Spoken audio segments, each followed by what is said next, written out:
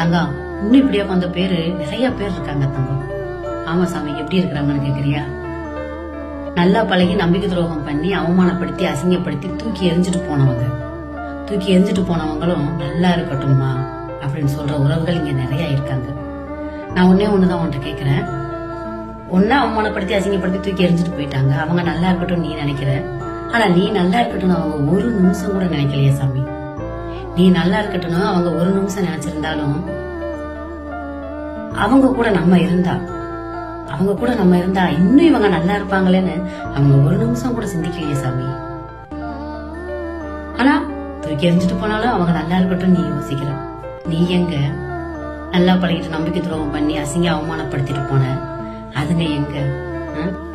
இன்னுமே இப்படிப்பட்ட உறவுகள்லாம் நிறைய இருக்கு தங்கம். இந்த மாதிரி மனசு எல்லாத்துக்குமே வராது தங்கம்.